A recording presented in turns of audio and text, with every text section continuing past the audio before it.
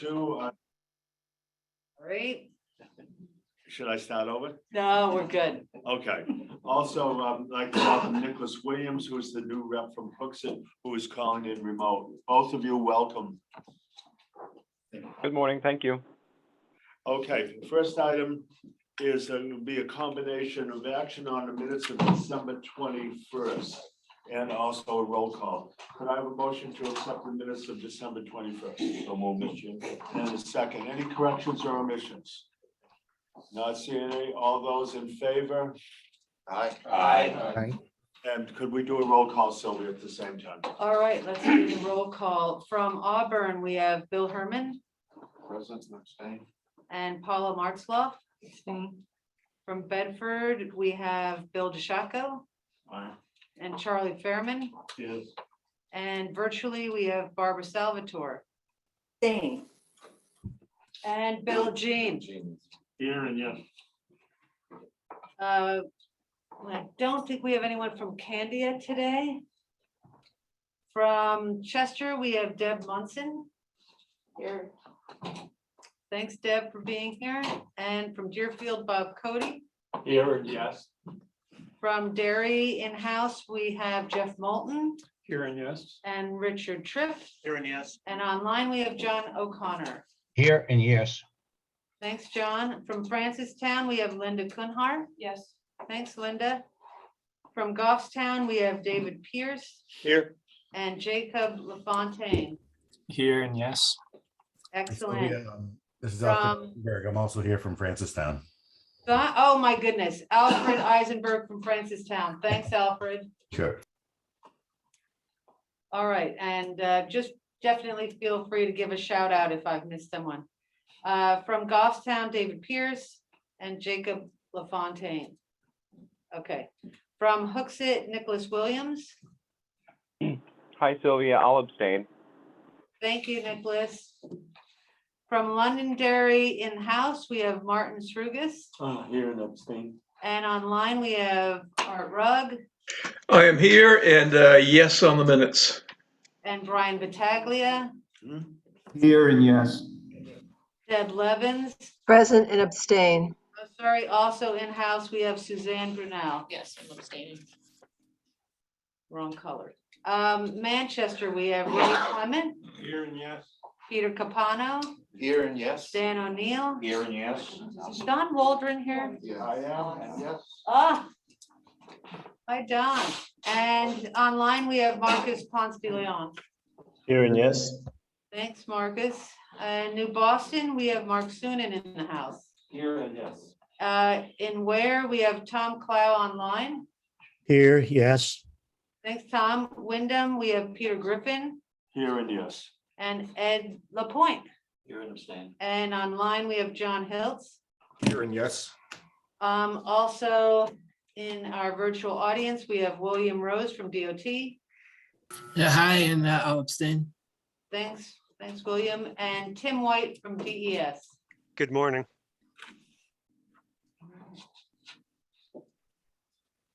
That should do it. Okay, great. Time out. We have a very important agenda item that I was just asked to insert. Oh, Asked to God. insert was the pizzas. The pizza is here. All right. It's in the usual location. Oh, Any old business, Sylvia? hopefully not, no. No old business. Okay, under new business, SNHPC fiscal year 2021-24 Transportation Improvement Program TIP Amendment number 3. Nate, do you want to discuss that, please? I certainly will.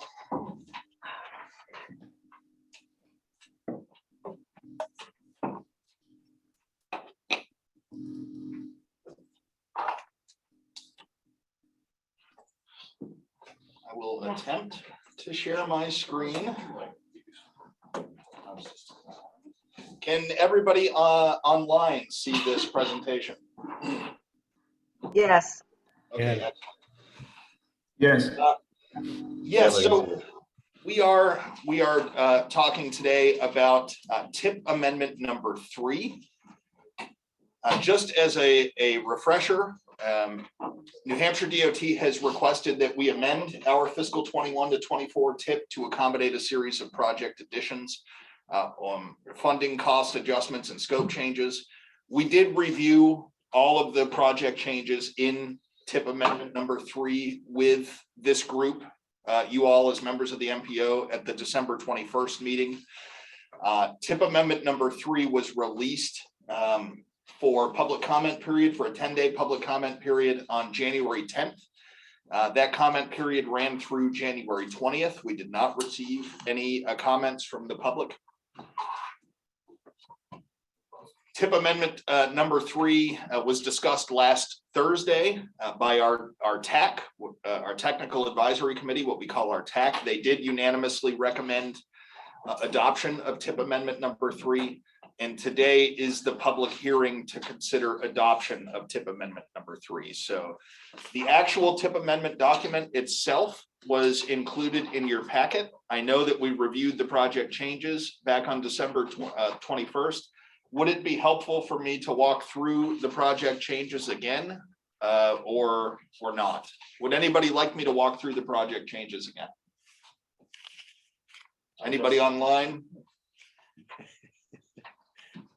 So if everybody is content with tip amendment number 3, we'd certainly welcome any comments from the public. If there are any members of the public here today, or otherwise, we would certainly welcome a motion to adopt tip amendment number 3. Okay, not hearing anyone from the public, could I have a motion to adopt tip amendment number 3? So moved. Second. This is moved and seconded. All those in favor? Aye. Aye. And any opposed? Abstentions? Okay. Thank you all very much. Our next item on the agenda is introduction of proposed 2022 safety performance targets. Carl? Well, thank you. Can everybody hear me okay? Yes. Okay, great. Zach's moving up to the computer. He's going to run the show because it's mostly his show. But this is just a reminder that we exist in a performance-based transportation planning world these days. And we have a number of performance measures. Again, for those of you who don't know me, I'm Carl Eppich. I'm the principal transportation planner here at the commission. Sorry, I meant to introduce myself. And we track 5 different measures, which Zach's going to get up here pretty quick, called PM1 under the PM1. Next slide, Zach. Safety performance measures came out of the FAST Act, and it requires DOTs across the country to annually measure and report the performance on a number of areas. We're going to be talking about safety today, but it does cover all of these listed here before you. Next slide, which is going to be 2 clicks.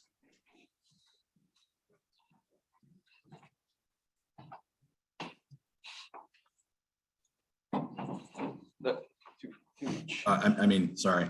Yeah, there you go. Yeah. So the 5 federally required safety measures that we're going to be talking with you about today are the number of fatalities. These are all 5-year averages, I should mention. The rate of fatalities, the number of serious injuries, the rate of serious injuries. So you can see those 4 kind of, the first 2 are related to each other, second 2. And lastly, there is a safety metric related, a measure related to non-motorized fatalities and non-motorized serious injuries. And I just want to remind everyone, and those of you who don't know, there is specific money that's committed to safety improvements in the transportation network. And it's primarily been emphasized for roadway related to cars, but the most recent act authorization for transportation has expanded that into allowing it for things like separated bikeways, pedestrian signalization, lots of different things. So there's going to be additional options and uses for HSIP, Highway Safety Improvement Program funds in the coming years. So all of these categories, we may be thinking about projects in your communities, and we'll be talking about that in a few months, the roadway safety audits, and there's a lot of opportunity coming up. Next slide, please, Zach. This is the last one for me. So what we're doing today is we're looking at the safety performance targets. We've set these the last 3-4 years, and Zach's going to go through some tracking of the trends, our targets we've set, and the actual measurable, what the data says and how we're doing. And MPOs like SNHPC are allowed the flexibility to set their own safety targets, and we haven't over the past 3-4 years. But what we've done is we've just adopted the state level performance targets, which seem to make sense in these years when we didn't have a lot of looking back data and able to see what the trends are. So for this year, for 2022, we're doing something a little different, which is we're recommending that we support all the state targets for 4 of the 5, except for on the fatality rate, we adopt a regional target for the fatality rate. And that's primarily because our numbers are better than the state in this category. And here's where Zach's going to take over and show you the data and in each of these categories. Thanks, Carl. Can people hear me online? Yep. Nate, just to be clear, we are not actually looking for an action today. We are just introducing these, this information, correct? Correct. Yeah, today we wanted to give everybody an overview of the data and trends and what we're proposing for consideration as targets. We didn't want to spring this on everybody and then ask for a motion of recommendation or adoption today. We wanted to introduce the information, give people some time to digest it, ask any questions of us between now and the next meeting, and we can address those questions. And otherwise, we'll consider adopting these targets at the February meeting. Thanks, Nate. So quickly, I'm going to give a background of where we are and where we've been in terms of crashes in the state. And I'm going to look at fatalities because we have pretty good numbers looking backwards and forwards across the state and across the nation. So on the left, we have the 5-year averages for 2019 for New England annual crashes, and New Hampshire's on the right. And you can see that we're pretty close in terms of ours versus the region in general. We have 69 and 64, so those are pretty close. The region, New England in general, has more bike pedestrian crashes. The more urbanized you are, you have a higher percentage of bike and pedestrian crashes. But we have more motorcycle crashes in our numbers. So looking back about 20 years now, that's depressing. We can see that the solid line is our rate, is the New Hampshire rate, and the dotted line is the New England rate. And in general, this is per 1 million vehicle miles traveled. And so the New Hampshire rate is generally higher than the New England rate, with the exception of bike and pedestrian fatalities. Again, that's in part due because you tend to have more when you have more urbanized areas. So when you put in Massachusetts and Connecticut, you end up getting a little bit more of that. That said, our rates are also higher in general because we have New Hampshire has a lot of has less highway miles compared to Massachusetts or Connecticut, but we are fairly comparable to someplace like Vermont or Maine. And if we look at why our vehicular crashes are so much higher, in part it's because our not restraint uses for vehicular crashes are considered. So the top line there is 1994 to 1998. The percentage of crashes that people wearing a seatbelt, people not wearing a seatbelt. In New Hampshire, we're about 72% not wearing a seatbelt. New England, we're about 70. It's very similar. By 2019, we're still at 69, and New England is down to 57. And so within that 25-year period, New England has really done much better than New Hampshire and reducing its number of unbuckled fatalities. They've reduced their number by about 42%. We've done it about 10. So we have come down, and everybody's come down in terms of overall fatalities, which is good. But we still see about 17 more annually than you would expect, which costs about 29 million in direct economic costs. And if we look at the SNHPC region in general, from 2002 to 2016, which is when we have good, consistent, long-term crash data, not people who are involved in crashes, about 15% of them are not wearing a seatbelt, but about 72 of fatalities are people not wearing their seatbelt, which is in line with what we see at the state level. And here just shows the general change. So these are indexed at 100. For vehicular and crash fatalities, we've more or less trended with the regional rate.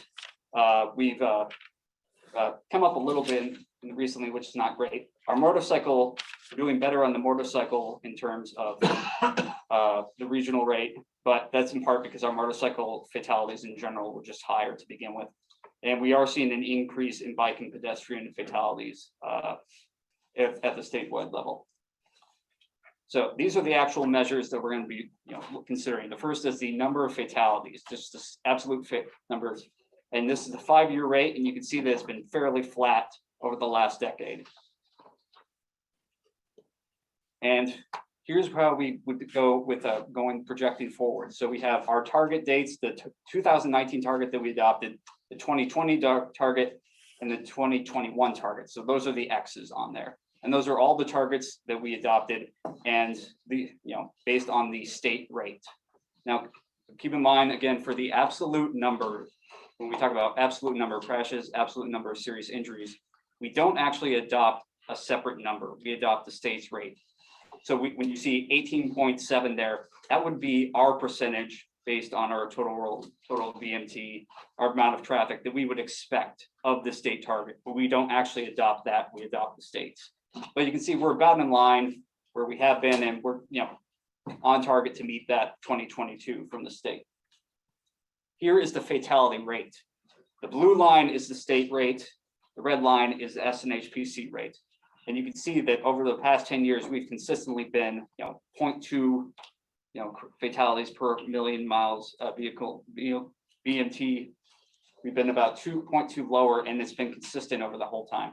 And that's in large part because we have more highway miles than we do up Coos County or something like that. When you have more highway miles, you have in general fewer fatalities for the number, just because it's highways in general are safer and have more traffic than a rural road where you're going 65 and it's going around curves and that sort of thing. And here again we can see where our previous targets have been, and you can see we've all been way below, again, about 0.7. And that's why for this one, we're going to suggest that we adopt a regional rate of 0.7, which puts us about in where we're going to be. Maybe we're a little bit under that. Who knows? It's a little hard to say. We haven't done this before, but we feel like that's a pretty good number to pick. Third measure is the number of serious injuries. We can see a steady decline over the last 10 years in the region, which is good.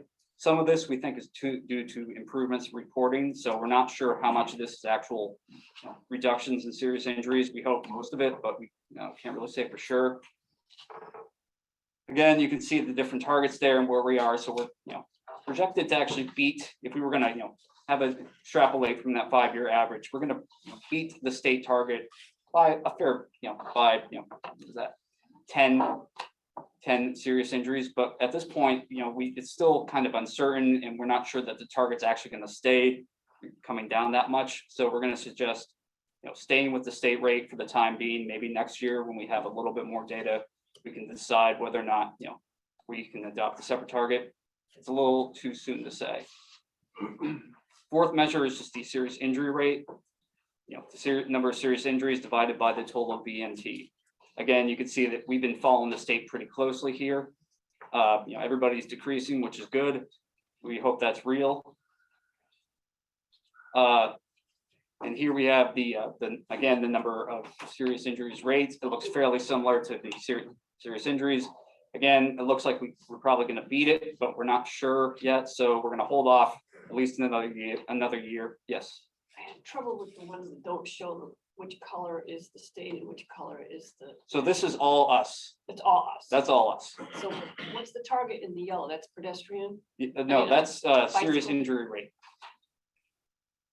but the targets that are in blue, like the color coding, screwing me up.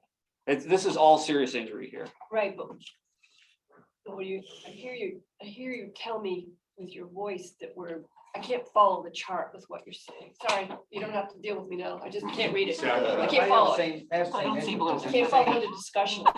I say we're gonna beat it. It I don't know appears what that it is. the projected rate is lower than what we have. So just so if you could say, like, if we were gonna extrapolate from, here's our 5-year average, and we just do a straight line from that, you can see the red line coming down below. The state suggested rate is Yes. 3.506. So if we were gonna guess, based on where we were, Oh. where we would end up, we would say we'd come in a little bit underneath that. But Do you Next get is it, so- Linda? The red is the state. all of this is us. See, no, I lost it. It's okay. So if you look at the dashed line, right? Yep. And you see the dots on the Yes. dashed line, that's SNHPC rate, okay? Yeah. If you were to bring it all the way down to where there is no dot, Yeah, so go to 2022, Zach, on the dashed line. Just don't touch the screen. So if we were to say, well, that's the predicted rate where the dashed line is, it would be below the state, which isn't that the target FY That's 20 the target. in yeah, so- orange? So the orange is the target, the state is suggesting, and, that's what I was looking for. okay. Yeah, And so we haven't chosen, typically we just adopt the state rate. This is the first year that we're suggesting that we don't for one target. But for this one, it looks like we're probably gonna beat the state rate. And, we've, consistently, these are our previous targets and we're kind of above them some of the time, or we're kind of below. So we're holding off for this for at least another year before we suggest a different That target. makes sense. Thank you. it's my second time around on this. I got it now. One thing I would note is, yes, in aggregate over the long period of time, there's been a significant decline. And we do think that that significant decline is, in part, or in a potentially a large part, due to reporting improvements. If you look at the red dot on 2019 and 2020, you can see that that's starting to level out, right? So, and we're expecting a continued leveling out to some extent of this, which is why we're not recommending getting too aggressive with this particular target. What about COVID over the last 2 years? There's Uh, not a amount of traffic. Who knows? biases, At the state, so looking at a year-long level, it didn't really seem to make a difference in terms of, I was expecting there'd be, more fatalities, versus the rate. Because, you heard all these reports of few people driving, but the people who were driving fast and recklessly, stuff like that. Zach, could you admit?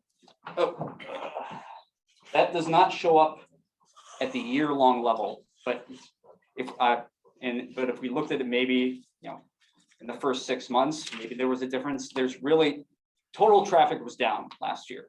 About, I want to say typically we're about 27 million VMT for this stuff, and we were at 23 or something like that. So there was a decrease, but the rates didn't change that much. So Zach, what does the state do once we report a number that's different than theirs? To be honest, I don't know. Yeah, it becomes part of our reporting to the Federal Highway Administration. We're required to report regional targets. Or we're required to report what our targets are. That may include, and generally does, supporting the state level target. In this case, we are recommending, as Zach mentioned, deviating from the state level target and having a more aggressive regional target for fatality rate because of the unique performance, the different performance of our region related to the state as a whole over a long period of time. We will report that to Federal Highway. They will track that, as will New Hampshire DOT's AMPS staff, the asset management performance staff. We, as part of that, will provide an explanation as to the thought process, our reasoning behind adopting a different target than the state. We've only done this once in terms of adopting a target different than the state. We did so on freight mobility on the interstate system because of the continued effects of the I-93 construction.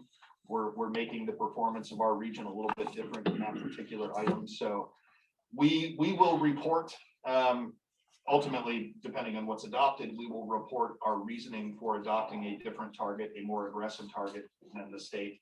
But ultimately, there is no quote unquote penalty for the MPO at the MPO level for meeting or not meeting these targets. These are for our planning tracking purposes. They are a requirement of the Federal Highway Administration. But there is no penalty for us. We just need to be transparent and explain in clear terms why we adopted the targets we did. Is there another question? Yeah. How does the state determine the number of miles? Uh, I mean, I understand normalizing the data around something, but it seems I don't that's know. a fictitious number. Well, they obviously, I think, so what they do is they have, I believe what they do is they have their ADT that they get from their different counts. And they can assign that based on their model to the roads. And then from that, it's fairly easy to figure out the BMT, but it's based on their traffic counts, essentially. Yeah, and that's, It's been done for years. I just. yeah, when I get, Didn't need it. by the time they give it to me, it's already done, so I can't really say what the process is. Once you get beyond the raw data, I mean, the actual numbers, what means something. Yeah. Not the normalized stuff. Are there any other questions? So the last measure, get back here. Okay, the last measure is the number of non-motorized fatalities and serious injuries. So bike and pedestrian serious injuries and fatalities. And you can see that, our numbers went way up in about 2017 and are coming down. Part of that was I believe it was 2014, 2015. We just had a really bad year where we had twice as many serious injuries and fatalities that we typically did. And I don't know why that was. I've never dug into that, but we did. And it's, it's working its way through the system. And you can see now that we're getting into 2018, 2019, 2020, that really bad year is starting to phase out of the 5-year average. So we're starting to come down, which is good. We're still higher than the state per capita. Our bike and ped serious injury rate is about 30% higher than the state. But we're coming down, and that's good. And it looks like we're, again, it looks like we might, we're about to meet or maybe beat our the target there. That 9.7 would be our percentage of the overall state rate, or excuse me, the overall state number.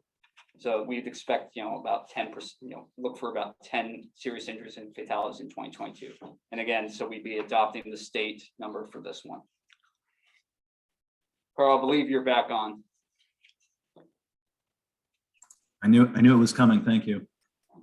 So this is just kind of a summary of what you just saw in graphic form and a list of the safety measures, the average over 5 years, 2015 to 2019, and then broken out 2016, 2020. The trends, of course, in all these are desired is decreases, decrease in all of these things. And then the targets are listed on the right, which is the numerical values. Next slide. Again, this is kind of a little bit more of the same, but what's key here is the right-hand lane column, which just talks about the state targets and the SNHPC recommended target. And as you'll see, again, usually this says support state target all the way down the furthest right column, but we've highlighted that again under the fatality rate from 100 million VMT, as just discussed. We are recommending adopting a lower rate, lower regional target of 0.700. Next slide, Zach. And again, more of the same. Just we just have a series of these slides. I know we're not doing this today, but just if there's any further questions about this, I think we've heard most of them. When we take this up again, we'll be looking to adopt support the state targets for 4 of the 5, and just for the fatality rate to adopt this regional target. Next slide, Zach. I think that's it. I have a question. Oh, sure, that go ahead. wasn't online, and a comment. First of all, I have a really hard time getting a concept of getting a target for something that we don't want. And ideally, we would eliminate everything we could. But is there some reason we're doing this? Are we getting some benefit from adopting the state's targets and following along in their little, whatever it is? Yeah, well, just Process? high level, these are federal requirements, this performance-based planning performance-based. But it doesn't programming.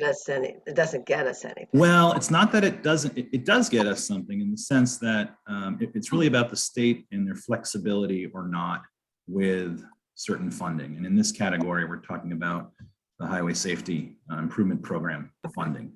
And what my understanding is, if you repeatedly don't hit your targets, if the slap on the wrist is really a loss of flexibility with being able to move HSIP funds to other areas. My understanding is that New Hampshire DOT has not and does not flex the HSIP safety capital funds.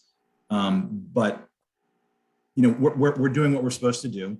Of course, we want to do better, and it's not so much that what we get, Deborah, as if we didn't do this and if we are off the mark, if we're too aggressive down the road, in the future, there may be less flexibility. That makes a lot of sense. Okay. Yeah, I just wish it was stated a little bit differently. Thank you. And just anecdotally and a little bit of commentary, it makes sense. We live in a time where all this money gets spent and there's really no accountability. When they adopted this back in, I think, MAP 5, 8, 10 years ago now, MAP 21, or FAST Act, certainly, it was about trying to provide some accountability with how the funds are used, with the objectives in mind that Federal Highway has in mind. And there was really no way to see if the investments, these tax dollars, were being put to good use and they were actually having some results. And so they instituted performance-based planning, developing these targets. And every state does this, every DOT and every MPO, a certain size. Barbara Salvatore, I believe you have a question. I do. And it follows up Deb's comment, which is, what are we as a regional planning commission specifically planning to do to try and lower the rate in our area?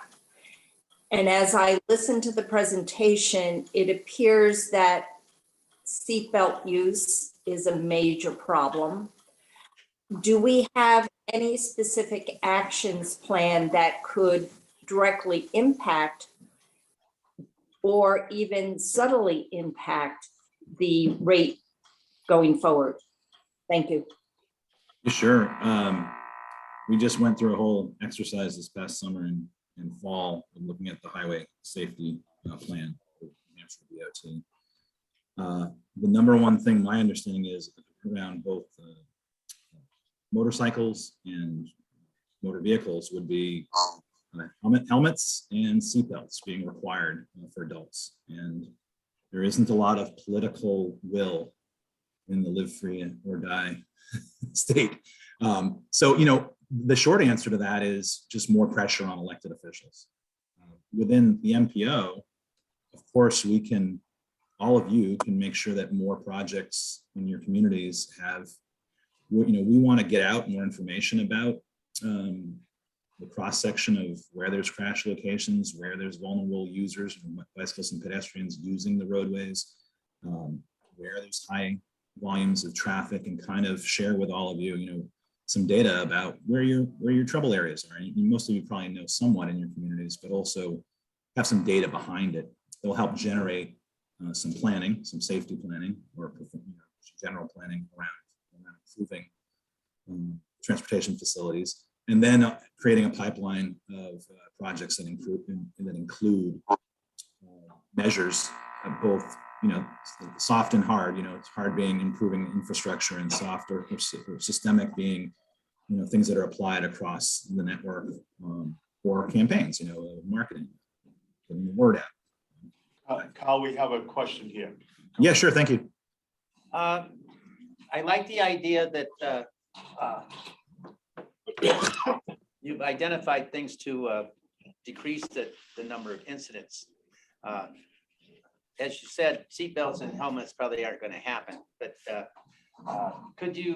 is it published anywhere where the incidents actually occur, so the towns and cities could focus on this? The answer is yes, but at varying levels of accuracy. So I have, so the MPOs and people like me have the crash data, and we have fairly good crash data at a city level or a town level. that we know that X happened this particular date in this particular town, it was at an intersection. But knowing exactly where it was on that road, the actual placement of that can be very difficult. And it's, frankly, a thankless job. And I'm really glad that I'm not the one that has to go and digitize and try to figure out where these police reports happened on a map. So Let's say in Derry, there was 2 incidents at Ross's Corner. You could tell us that. I could look it in, if it's in the data, it's in there, I could tell you, you would still want to, for a HS, or an RSA, a road safety audit, you would still want to go and review the official police reports. Because they are they're the gospel. What I have is traditionally not, it's a great place to start, but you wouldn't want it to actually be there. So if we look at, say, okay, where are we seeing problems? And then say, okay, we're seeing a pattern here. Let's not actually dig into it and see, or did the crashes actually happen there? Did they happen like you said it did? That's the sort of thing that we would do. Using that to, then guide, a project, use that as the first step in identifying locations. Yeah, well, you have to be in the ballpark before you can find your seat, right? Yeah. Okay. So the answer is yes. So we have 2 other questions. Go ahead, Dan. And then.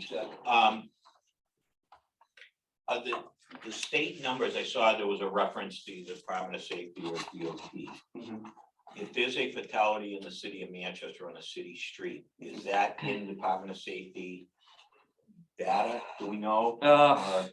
So there's a problem now. The databases have been kind of split, and there's a separate database that's used by DMV and the Department of Safety, and a lot of times the fatalities don't make their way into there actually. So if I'm looking at some of the more recent years, a lot of the fatalities aren't in that particular database, and we have to go to a separate database to get it.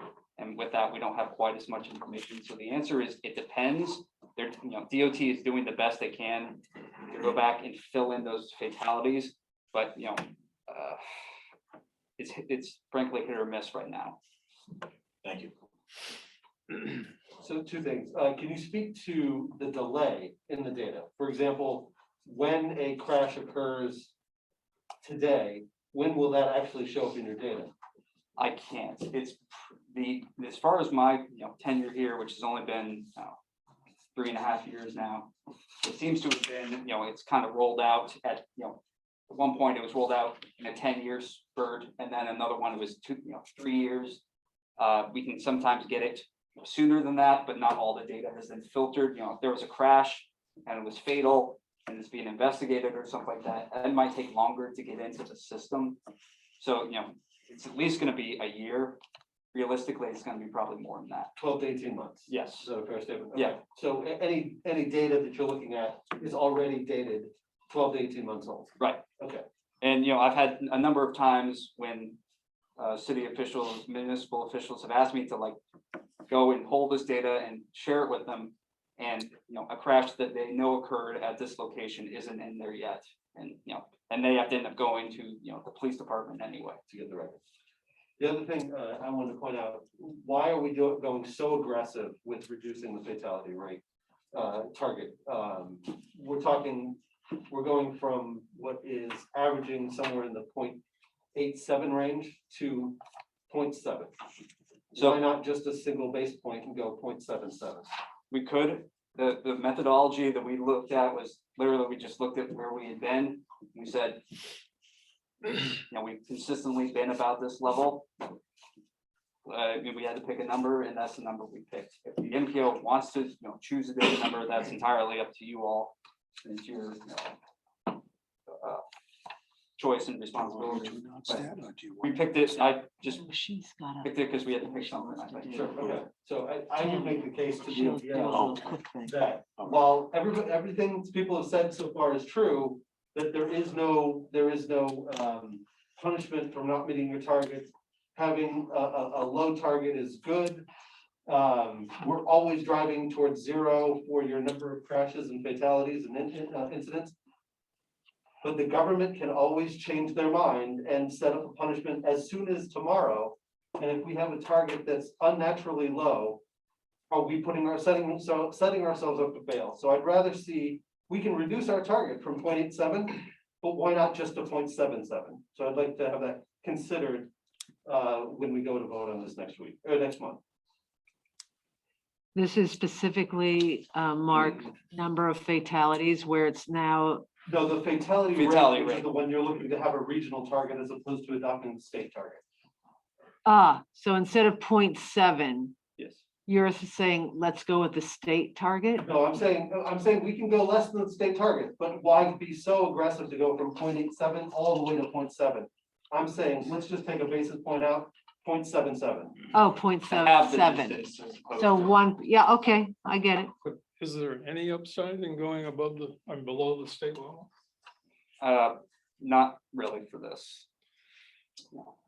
Well, the number that you arrived at was just an extrapolation of the Yeah, line, so right? I'll just go back to real quick here. I don't want to.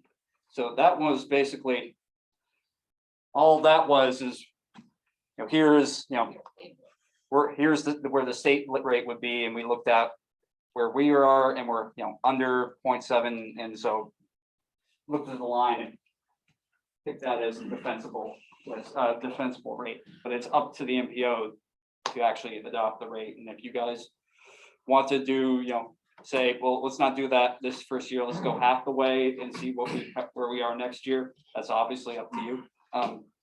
Yeah, no, Peter had was an extra. Yeah, well, just to discuss that a little bit further, the actual rates have been right around 7 and have dropped below 7 for the last couple of years. And the projected trend of the dashed line brings it down to well below 7. So the proposed target of 0.7 gives us a little bit of buffer, but I like where Mark's going with give ourselves even some more of a buffer, so that in case there's an uptick, we don't miss the 0.7 target. When they all come back driving after COVID and go nuts. Yeah, or whatever happens, you never know. The only thing I'll add, everyone, is guess what? You'll be doing this again in a year, and we'll have the 2021 data by then. And again, as we kind of covered, there's not a huge amount of jeopardy here. No matter what you do, we'll have that. I was gonna say, this target we adopt every year, whereas the other ones, it's typically 4 years, I believe. So, so if we do have a change of heart or we see something, you can revisit this one much sooner than we can some of the other targets. I'm sorry, Carl. No, you got it. I mean, the trend line for where this is at, and the targets the state set are quite a bit higher. Remembering that this is a rate. There's not to try and set a target that's lower. Again, not a ton of jeopardy. It seems to be in line with the trend line, a little higher than that. And when that 2021 gets filled in the next within the next 6 months, Zach. Yeah, I mean, this summer we'll know what the state. The state will adopt its targets, in June or July, I can't remember. And we'll probably, my guess would have Mike Dugas at NHDOT come and present on that. And what Mark is saying is dead on. You could set something. You could go with 0.8. You could go with 0.77. You could go with 0.75. It's really we just came up with something that was in line with. Still aggressive from the standpoint of comparing to what the state's targets are, but in line with what the trends are for the region. And we'll know that 2021 dot will be filled in. So again, think about it. And there's not a bunch of jeopardy either way. What Mark said, of course, is true. They can change the rules at any time, but we can change our target next year. You had a question? Once again, going back to, where these things happen, is there like a map or something that has a dot where every fatality occurred? Yes, but it's not public. It's not public. So the problem is for a lot of, there's an issue. There are some previous maps that we published. The problem is a lot of the crash data is attached to the DMV data, which has people's personal identifications in there. And the Department of Safety has been very, very cautious about releasing anything that could be construed as private data about a person. That said, we can get it as an We MP. can, it's not, publicly available. Like in my town, Wyndham, we have a local paper. And every week they publish the police reports. Yep. XYZ crash at XYZ intersection. Yes. Is there more information from you and Carl? I believe there was, Carl had like, you had like, just quickly finishing up slides here, Carl. Keep clicking through, I was muted. Okay, keep Get going. right to there. Yeah, just, this is just kind of what we've just been talking about. Recommending adopt the state's targets with the exception of the region target fatality rate. And what that means in supporting the state level targets and setting a regional target. This is what we're agreeing to. And again, this is the third or fourth year where we've done this. We will continue to work with state and safety stakeholders to address areas of concern for fatalities or serious injuries within the metropolitan planning area of SNHPC. We will continue to coordinate with the state, include safety performance measures and HSIP, Highway Safety Improvement Program, targets for all public roads in the metropolitan area, and in our SNHPC Long Range Transportation Plan, also known as the Metropolitan Transportation Plan. And lastly, we will integrate into the MTP process the safety goals, objectives, performance measures, targets described in other safety, state safety transportation plans and processes, such as those applicable to portions of the HSIP, including the strategic highway safety plan, which is wrapping up as we speak. I think that's it. I think this is the next slide, just a carbon copy. This one somewhat. Yeah. That's I think really we're it. good. Yeah. Okay, any final questions for Carl or Zach from either in the room or remotely? Yes, please go right ahead. So just again, getting back to that location of incidents, because I think that may be a very valuable tool at the municipal level for them to know where to target their efforts to reducing this overall rate. Can that location information be stripped of any identifying information and have like in a heat map?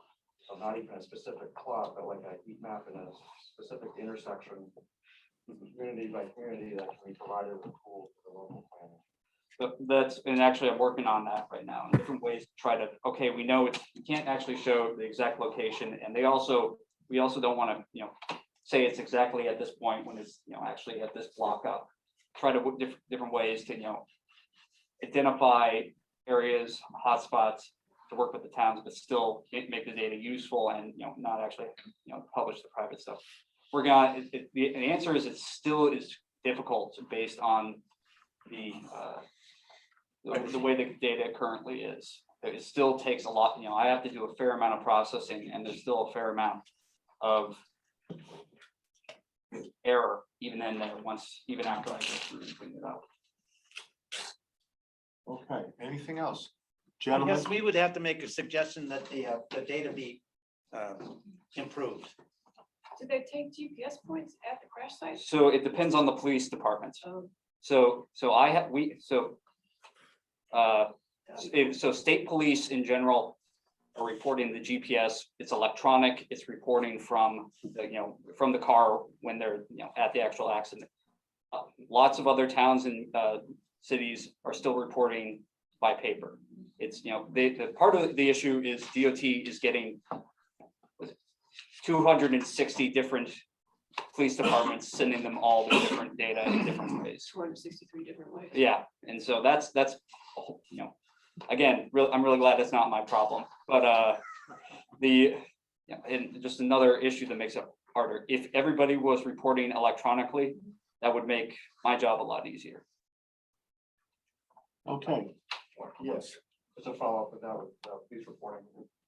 When I was a local police officer, we used a node system to localize where the actual accident happened along the street. Is that system still being That used? system is still in use, and it's pretty good. Depending on if you're in downtown Manchester, it can make a difference because the nodes, the intersections are so close together. Sometimes the node isn't quite as good. But if you're in a more rural town, the node system is still pretty good. It won't tell you it was exactly here, but it's along this stretch, and that is still being used by the system. Great. Zach, Carl, thank you very much. Went into other business, Sylvia. We'll allow for No, I'm good. I don't think we have any other business, just, oh, yes, we do. Tammy, take it away on the winter bike to work. Do I need to make her? I need a co-host permission, please. Yes, I'm running. This is me running, jogging. Where's Tammy? There you are. Okay. Let me go ahead. Okay. Can everybody see my presentation? Yes. Okay. So we have Winter Bike to Work Day coming up on Friday, February 11th. One of our organizing partners said to me, sure, sign us up, but why did you choose the historical worst weather date in New Hampshire? So my reply was, I didn't. February 11th is International Winter Bike to Work Day. So people from all over the globe will be participating. And here are some fun photos from past years in Finland, Denmark, Canada, and Germany. I myself have been participating or hosting. Tammy, we don't see your thing moving at all. We just see the poster, which is very cute. How about that? No. Nothing. Tammy, I would say maybe try and share your screen instead of, oh. There, now we got it. Okay, sorry about that. So these are the fun pictures from around the world. I myself have been participating or hosting these events since 2014. So these are some photos from Winter Bike to Work Day in Montrose, Colorado from 2019 and 2020. We have one family of rock stars that bikes everywhere together. And then this other one is my colleague with his dog Luna in the trailer there. Winter Bike to Work Day is a great introduction for winter commuting, and it encourages riders to push both their mental and physical limits. So to create a sense of community around this event, we're also going to be having some fun activities lined up. This year, we will have 2 different breakfast stations. Manchester Moose will be serving refreshments from 6:30 to 9 on the Piscataquag Bridge, just up the road from us. And the Grind Rail Trail Cafe and Dairy will be offering grab and go items from 8 to 10 and offering discounts for people who come to the Grind to work remotely for the day.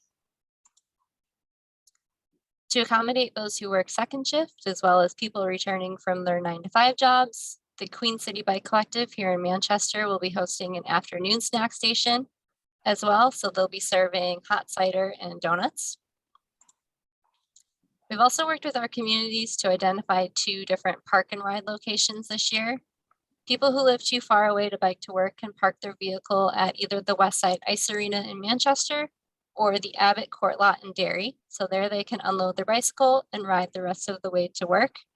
And this morning I've confirmed with the Manchester Transit Authority that anybody who's riding their bike to work can ride the bus for free on Winter Bike to Work Day.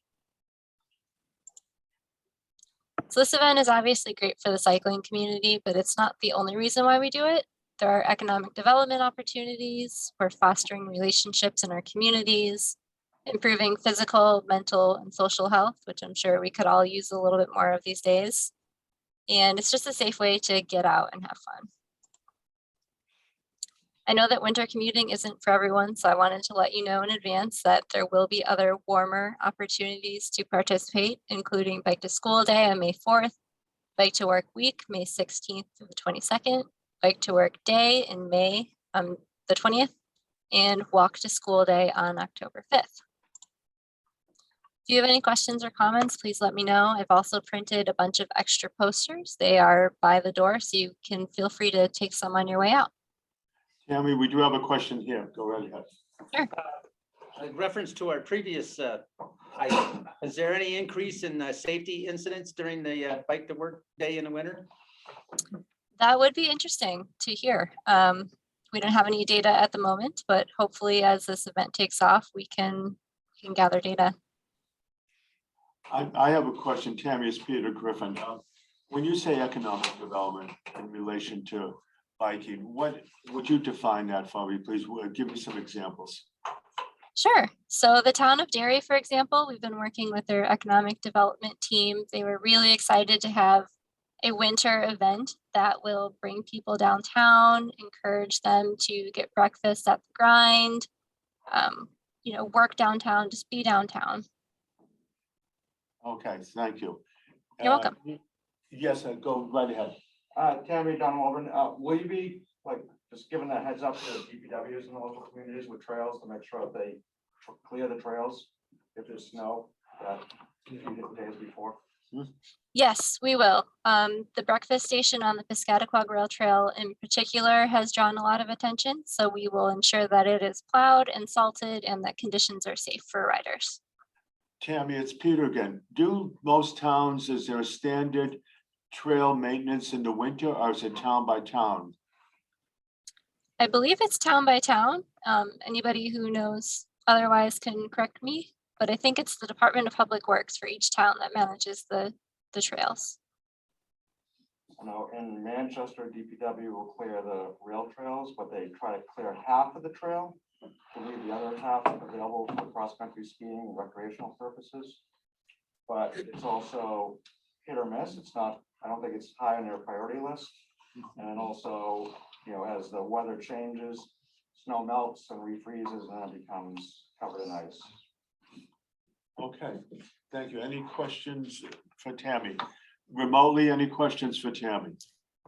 I just have a comment to piggyback on Tammy's efforts. She created a Facebook event that is through our SNHPC Facebook, and it includes some fun information like different ways that you can dress and other fun information. And then we'll also be posting up until the event to drum up any excitement that we can online. So stay tuned in that department.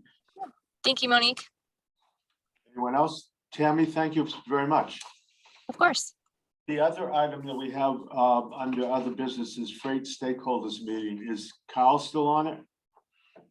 I'm right here. That's right. Yeah, thanks, Peter. Just that it's going to be February 7th at noon, right in that room where you all are. We've been working on this quite a few months, but finally got the right people to invite and found a date. I know, Peter, you're signed up for it. There'll be pizza offered, and it's an hour and a half meeting in the room for freight stakeholder interests. And really, we've got some people from the state. We've got invited, and some have said that they would attend. We've got a bunch of members of the TAC, Peter from this group, and really, the state has had a focus on freight ever since it became a priority for the feds. And there's a state freight plan. And from that, we had a task last year to look at freight bottlenecks in the region. And so we identified a bunch and came up with an understanding of when those problems are and some strategies. This initial meeting will give some exposure to the state freight plan and the bottlenecks report. But we imagine this being a group that meets, if not quarterly, at least biannually, twice a year. And the idea being that there's a lot, you've heard over the last couple of years about issues with supply chains and, last mile, a lot of deliveries now. There's been a lot of pressure in the region to have logistics centers, and things are coming like drone delivery, robot delivery.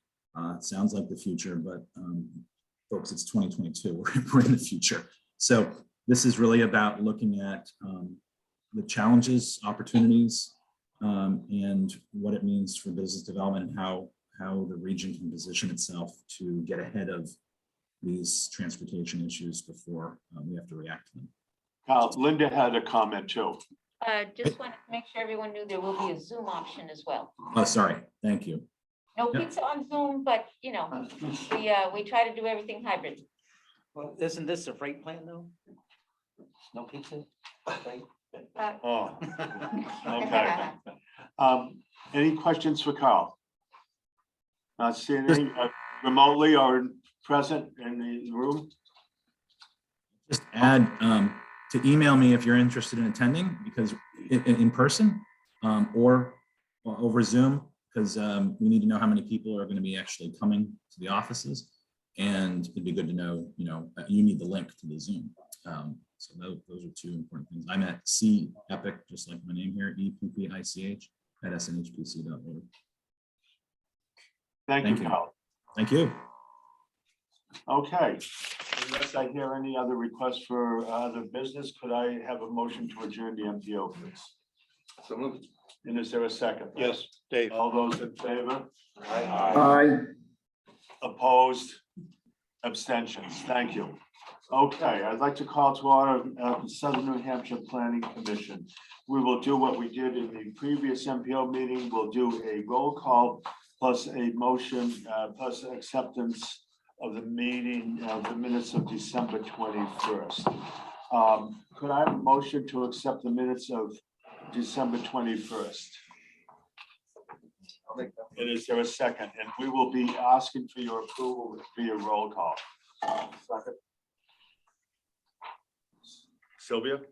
Okay, Auburn, we have Bill Herman Present. Abstain. and Paula Martzloff. Thanks, Paula. Bedford, we have Bill DeShaco, Yes. Charlie Fairman, Present, yes. Bill Jean, Present, yes. and Barbara Salvatore is online. Doesn't abstain. Thanks, Barbara. Is Brian Lord here? No. Okay, let's see. Chester, we have Deb Munson. Present, yes. Deerfield, we have Bob Cody. Present, yes. Derry, we have Jeff Moulton Here and yes. and Richard Tripp. Here and yes. And virtually from Derry, we have John O'Connor. Here and yes. From Francistown in the room is Linda Kuhnhar. Yes. And in virtual, we have Alfred Eisenberg. Yes. Thanks, Alfred. Goffstown, we have David Pierce. Vote yes. And virtually, we have Jacob LaFontaine. Yes. From Hooksett, we have Nicholas Williams. Nicholas still with us? Okay, Nicholas had other things to attend to. Londonderry, Art Rugg, I am here and yes. also online, Brian Battaglia. Here and yes. Deb Hutchins. Present and abstain. And in the room, we have Martin Srugas Present and abstain. and Suzanne Brunel. Abstain. From Manchester in the room, we have Ray Clement, Here and yes. Peter Capano, Here and yes. Dan O'Neill, Here and yes. Don Waldron, Here, yes. and virtually Marcus Ponce de Leon. Abstain. Thanks, Marcus. New Boston, we have Mark Sunan. Here and yes. From Ware, virtually, we have Tom Clow. Here, yes. Thanks, Tom. Wyndham in the room, we have Peter Griffin Here and yes. and Edgar Lapointe. Present, abstain. And online, we have John Hills. Here, yes. Great, thank you. Anybody I missed?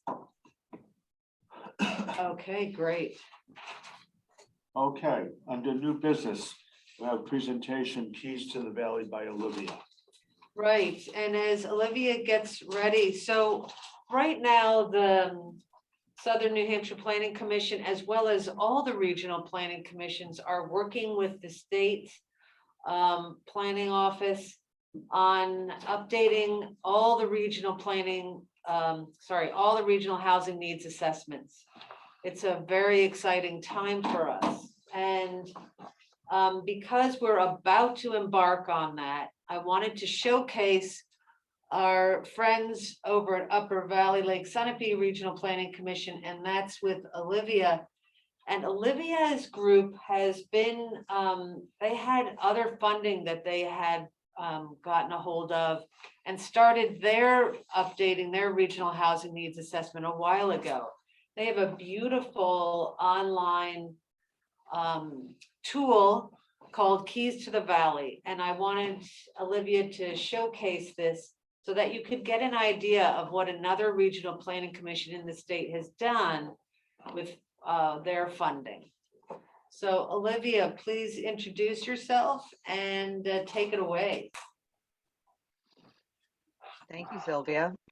Yeah, thank you for the invitation to join you guys here today. It's nice to meet another RPC group. So what you see here, can everyone see my slides? I should just make sure this is sharing right. The keys to the valley with the Yes. photo of homes in the background. Great. Yes, we got it. Great. So as Sylvia said, I'm going to talk to you today about the Keys to the Valley initiative, or what I usually call just KEYS. It's an effort to evaluate and further needed homes in the Upper Valley region, both in New Hampshire and Vermont, 67 towns. So we are a bi-state effort. And so I'll share a little bit about our process, the results, and also some of the next steps, including the regional housing needs assessment that we got to connect with other RPCs doing.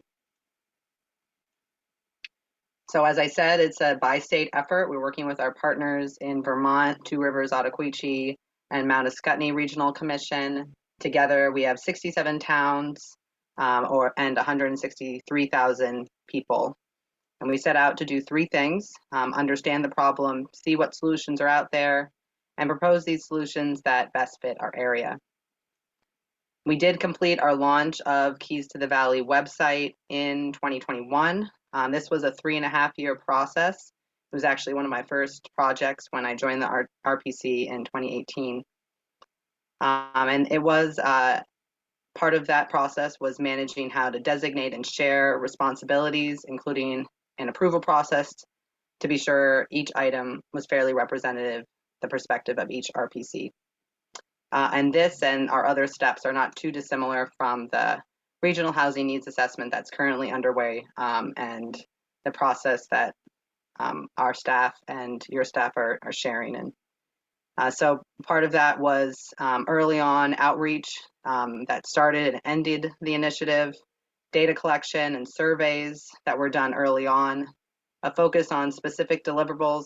I'll showcase a few of those later on in this presentation. Piecing together a toolkit of actions and potential implementation strategies for different stakeholders, and then finalizing the text, the visuals, the website, and incorporating feedback. So as has been alluded to, this is the deliverable. The main deliverable for this project was the website. There's no formal report. Our formal report will come out in the regional housing needs assessment that we're working on collaboratively this year. So just to highlight, we had a lot of funding.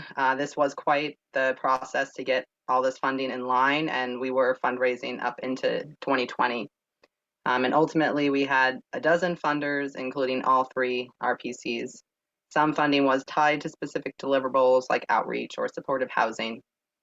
At the same time, we also sought a comprehensive advisor network, both our steering committee and our technical advisors, on expertise in our region and the state, from employers, local planners, social services, transportation, conservation, etc. So one of the first things that we did in this project is we really wanted some great visuals.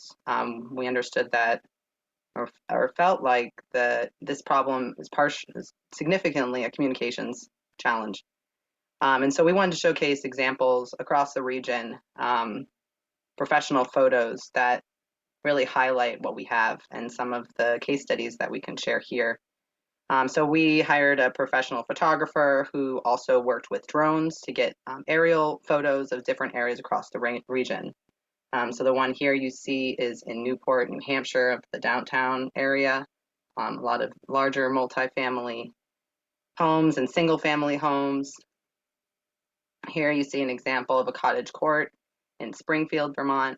And if you look at the Keys website and throughout this presentation, you'll see more of these, and we've used them in different ways and have found them to be very helpful and engaging backdrop and examples of different things we talk about. Then getting into the data a little bit, we did a couple of different surveys. One of them was a regional survey of providers of emergencies housing and homes with supportive services.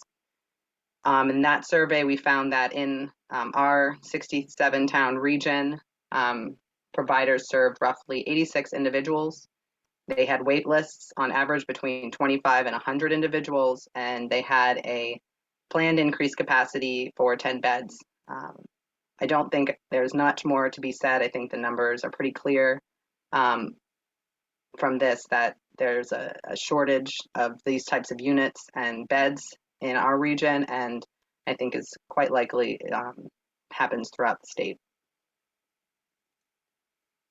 A little context, this is a visual that we use a lot to try to explain some different key data points that we pull from in the Keys region. So roughly 10,000 more households we projected are by 2030 are needed based on population trends. We used a pretty simple projections model. We didn't want to overcomplicate it and wanted to be something that we can explain and something that we can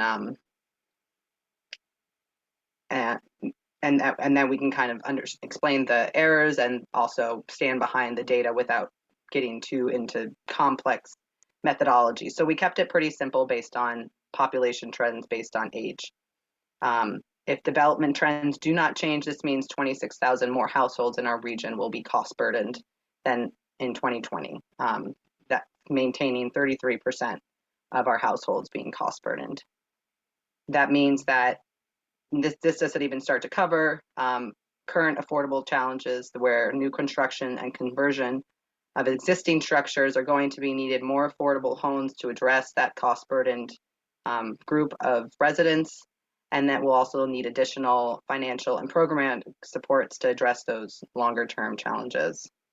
Just in context, in the past decade, it was approximately 4,000 new homes were added by a local count of actually were completed. This was not building permit data. This was based on assessing the numbers of new homes from conversions or new construction based on assessing. And additionally, then this is, some of these population projections, for example, were done prior to COVID. And so the impacts of COVID-19 have only exacerbated these trends. We're now seeing increased number of real estate companies competing with residents to purchase homes. We face the possibility of additional immigration into the region as a result of climate impacts from elsewhere in the country.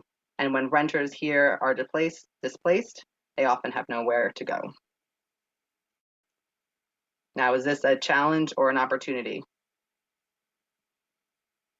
I think we see it as both, and we try to frame this as much as an opportunity for our communities as possible and how we communicate Keys to the Valley toolkit. Before we get into the toolkit, a little bit more about kind of the results and how we explain this. I noted that the projections were based on population trends, and this is pretty much what you see here is what's driving it. In the blue bars, you see the 2010 census, and the red bars are the 2030 state projections for different age demographics. And you can see that there is a general loss of population in the lower age groups and significant 100%, close to 100% or more increase in the senior age groups. So if you care about predicted change, that means focus on seniors. And in many towns, that increase in projected needed homes corresponds with an aging demographic that live in smaller households. So you might have the same number of people, but you need more housing because of the change in the household arrangement. If you might talk about wanted change in the sense of what impacts the local economy and the strength of the local economy and its resilience, then you might want to focus on younger workers. According to the Vermont Affordable Rental Housing Development Cost Factors Report, the average cost to develop affordable housing was around $228,000 per unit, and that was in 2016. It would be a lot more now, and at that level, it would cost about $2.3 billion to create 10,000 new units. We need to rely on other more incremental ways to create homes. Based on the data and the surveys, we really extrapolated out to identify 6 key types of homes we felt like our region needed.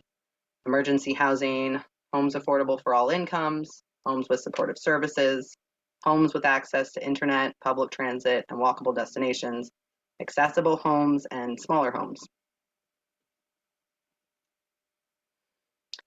Our findings then fed into 5 key understandings, and you can see these on the main landing page of our website.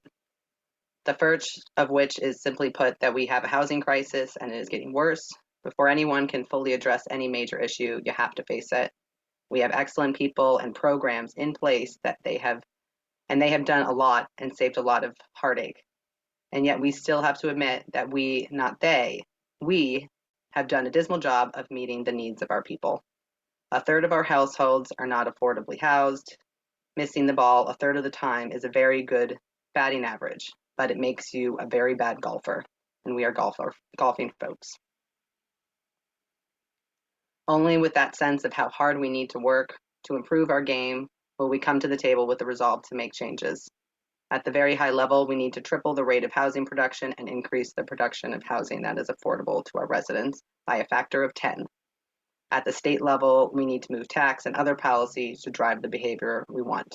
At the local level, we need to change zoning, invest in infrastructure, and understand that a community houses all of its people or it does not succeed. We came to 4 other conclusions that you can see here. This is not just a private problem with a private solution. It is a tough problem that requires many different solutions in tandem. New solutions and approaches are needed, and solving our housing needs must solve other problems as well. Nobody anywhere in this country has succeeded well at meeting housing needs. We will need to do things differently if we want a different result, and we have to keep the places we love while we do it. So we get, from that setup, we get more into the toolkit area of Keys to the Valley. The toolkit is made up of specific topical resources that we did a deeper dive on, and a general toolkit of action strategies that were organized that I'll explain in a little bit. First, just a couple examples of some of our deeper dives. The places for homes analysis did a bird's eye view of where might be suitable areas for places for homes. This was kind of, this is not meant to be understood at the parcel level. It doesn't get down to that level of accuracy, nor does it have some of the community-specific data that would really be needed to inform, say, zoning districts if you wanted to kind of do this type of analysis to look at your zoning districts. But it does give you kind of a sense of where are different places appropriate for the different factors we put in. So we looked at areas appropriate for land that is buildable, appropriate for health in relation to sound or congestion, areas important for conservation. We looked at infrastructure for transportation, for access to different types of services and employment. And ultimately, we felt like the results showed that there are suitable places in every community, and that sometimes those areas support cross-boundary collaboration.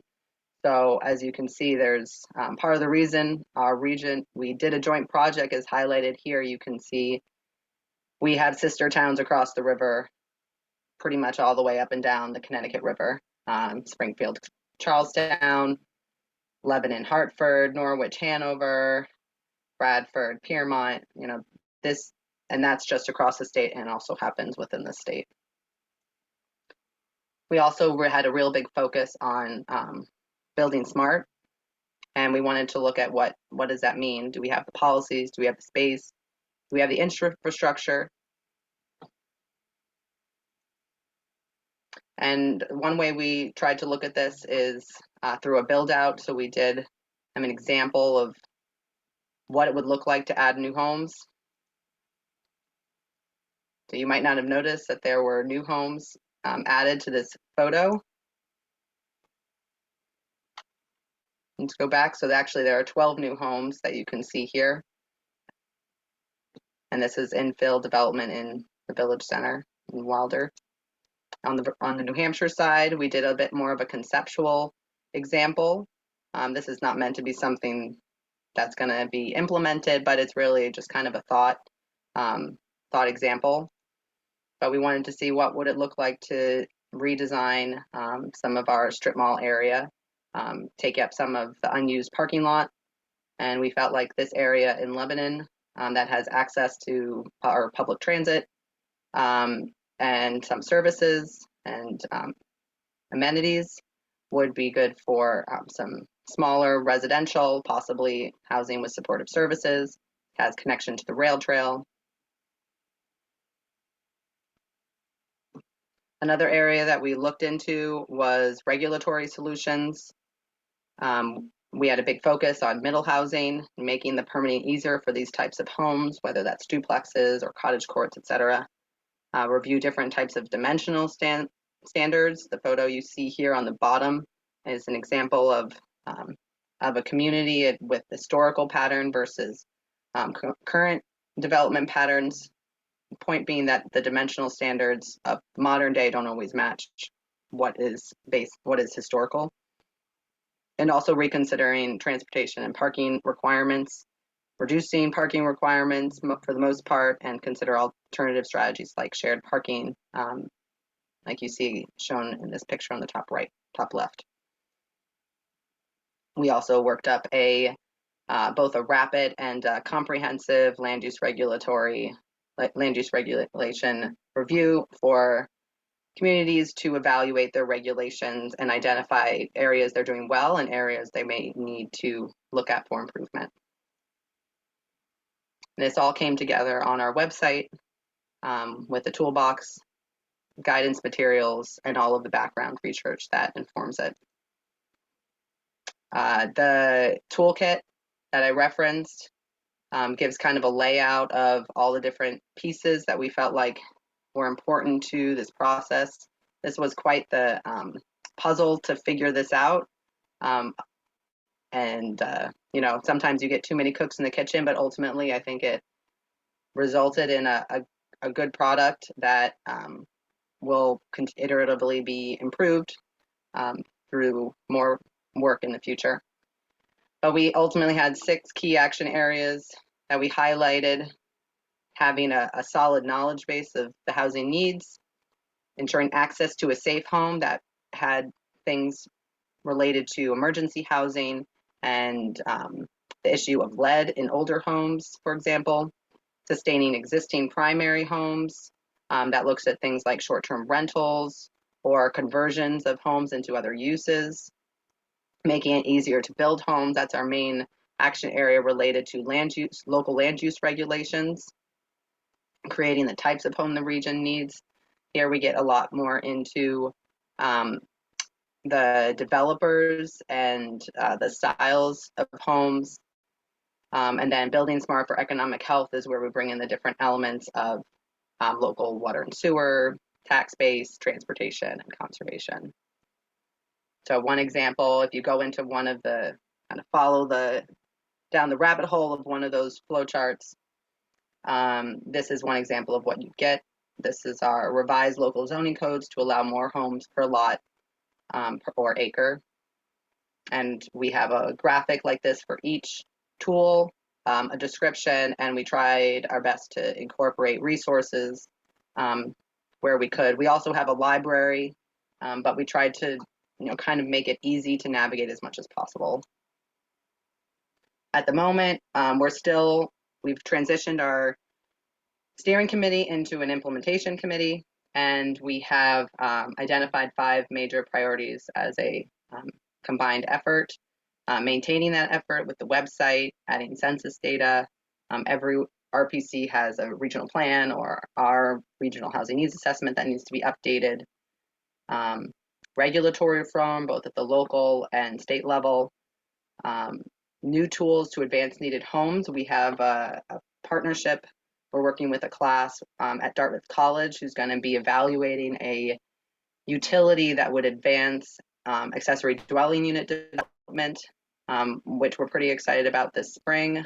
Hopefully that will help us identify if that utility model might help to further those types of homes, or if there might be additional work to be done on the behavior change side. And then our last priority is the coalition and capacity building to build a housing movement, because ultimately this is a shared problem and the solution is also going to be shared. As part of our recent newsletter, we shared our progress updates. So some of these I already touched on a little bit. So I won't go into it further. At that point, I'll just kind of close out and ask if anybody has any questions. This is a quick one. Are you finding that the legislatures in both states, Vermont and New Hampshire, are becoming more aggressive in enacting legislation that will impose affordable housing zoning on communities?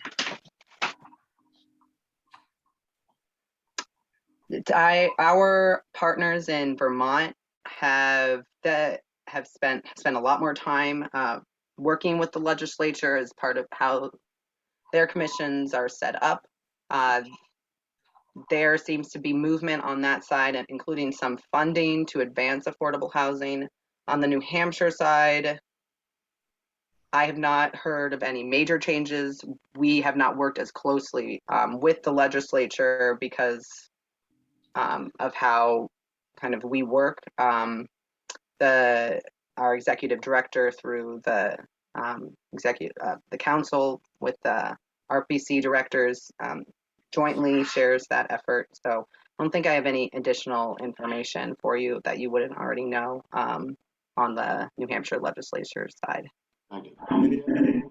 We have Barbara Salvatore. Barbara, go ahead.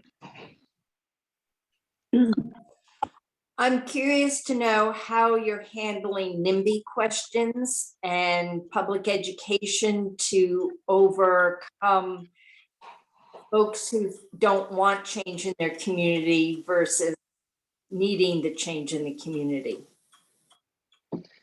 Yeah, it's a good question. We've really tried to focus this on a communications challenge. We tried to put forward a toolkit, but at the same time keep it open-minded to additional ideas.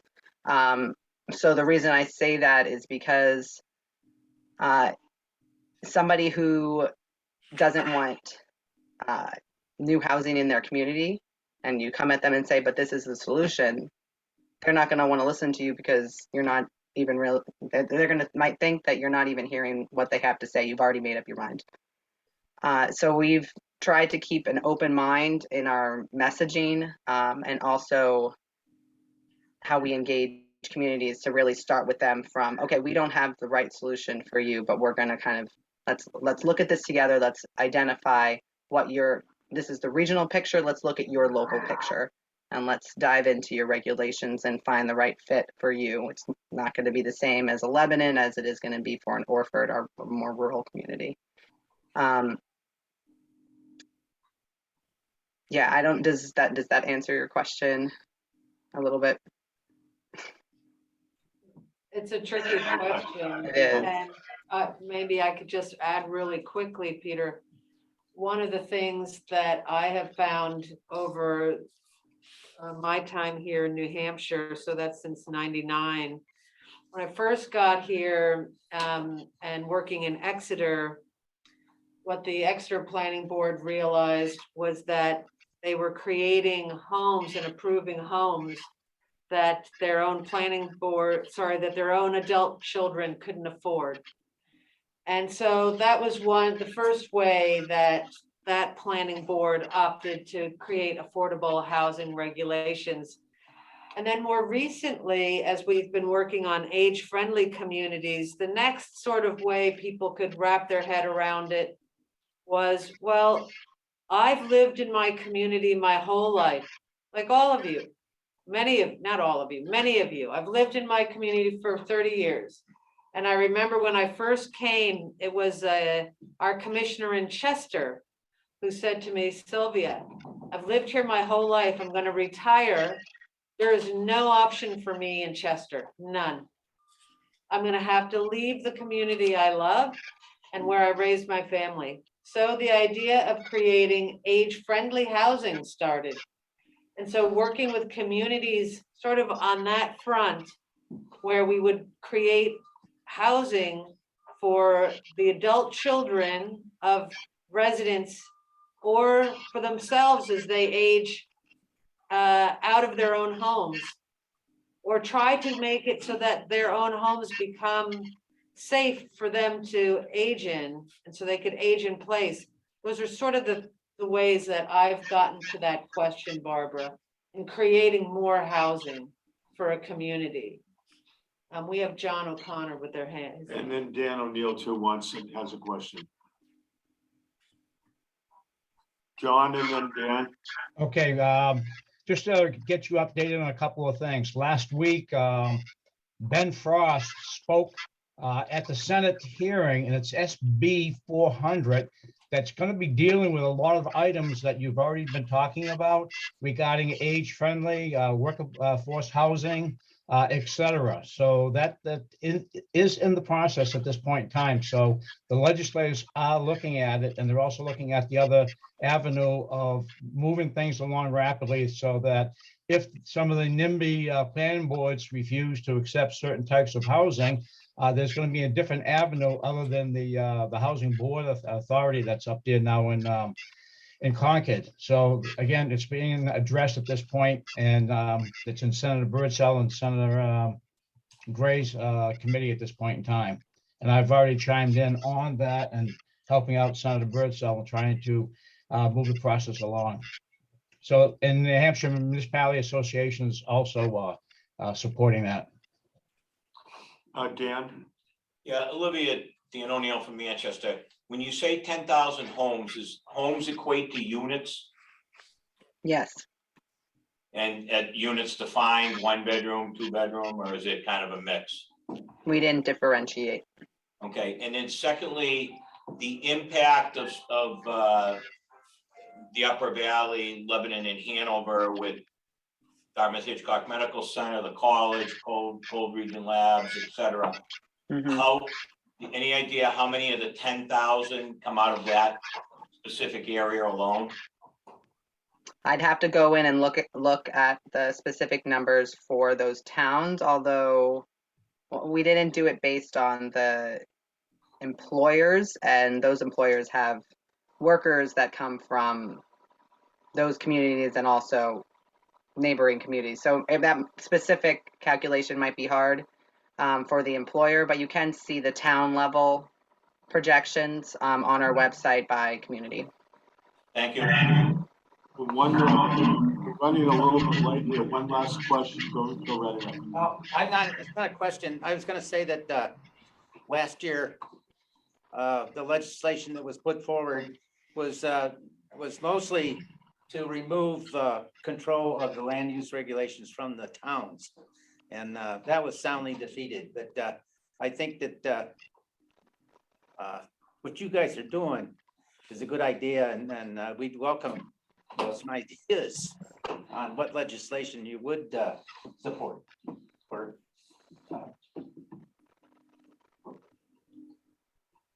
would propose. What? Well, perhaps that will come out of this statewide effort. Yeah. Okay. I'm sorry to be abrupt. We're way over our time. Olivia, this was great. And I know your email address is on our agenda, and if they have additional questions, they can contact you. Yes, definitely. Thank you. Sylvia, did you have any other than public comment period and commissioner insights? Was there anything you wanted to state? I'm all set. We can just have a little public comment. Okay. Any public comments or commissioner insights? We have Ray in the back. Yes, please go ahead. Oh, yes, yeah. We have way over, so we welcome your comments, but if you could be succinct. Okay, all of which I've heard here is very good, and I appreciate all the work that's being done. The first part there about traffic and so forth, very important, but I heard a lot of statistics, but And some of it apparently isn't all up to date. I think about the police department information, unfortunately, can't be released publicly, but I think even you brought up that some of that's even put in the paper, In so. local papers, just general information. Yeah, getting back to what we're talking about housing, another very important issue. But all of this, the build out of housing in all these towns throughout New Hampshire, we got to think of the infrastructure also, and which I'm sure we are, but this is extremely important. I'm from Londonderry, you know, but this is all of southern New Hampshire and all of New Hampshire. And so the infrastructure, water and sewer, if you're going to build up, you're going to build houses and so forth. This is a key issue. Thank you. Thank you very much for coming and giving us your comments. Any other comments, insights? Could I have a motion to adjourn? So moved. Second, all those in favor? Abstention? Thank you all online for participating. Thanks, everybody, See ya. for coming today.